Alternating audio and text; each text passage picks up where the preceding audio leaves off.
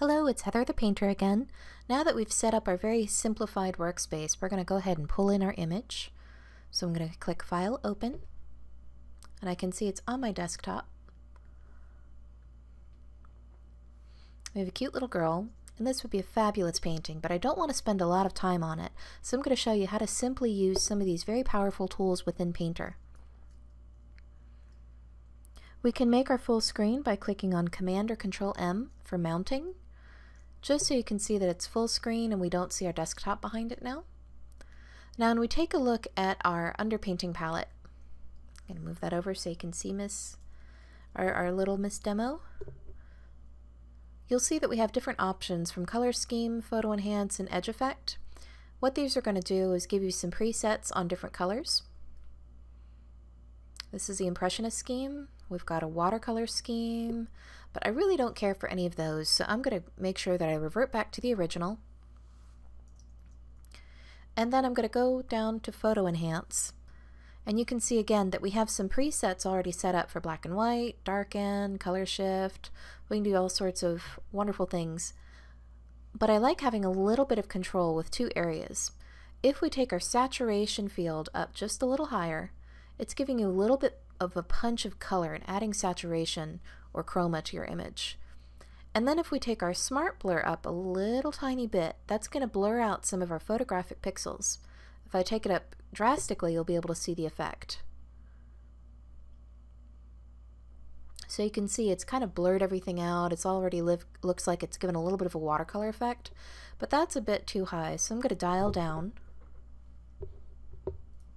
and just have a little bit of that soft edge.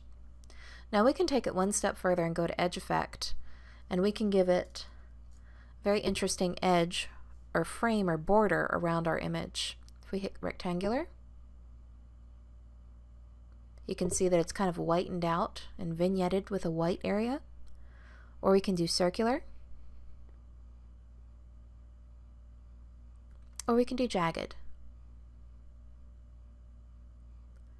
So for now, I'm going to make sure that I'm on None, because I like having that color go to a full bleed at the edge. So this essentially is going to be our clone source, or the image that we're pulling our source information from when we're working in the underpainting or the auto painting palette.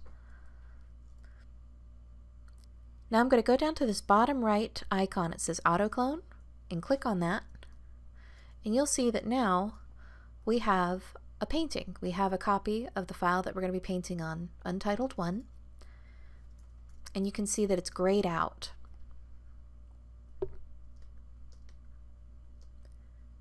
Next, I'm going to go click on our Auto Painting Palette, and I'm going to cover this in the next video. For now, I want to be able to clear my canvas, and to be able to do that and make sure that we only see what's in our canvas and not so much of that ghosting. This is called your tracing paper. I'm going to open up Window, Clone Source Palette, and you can see this blue line here represents what is called our tracing paper.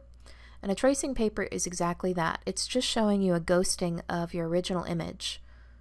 So we're going to take that tracing paper to 0%, and then we're going to toggle it by clicking on this button. Or you can hit Command or Control T for tracing paper.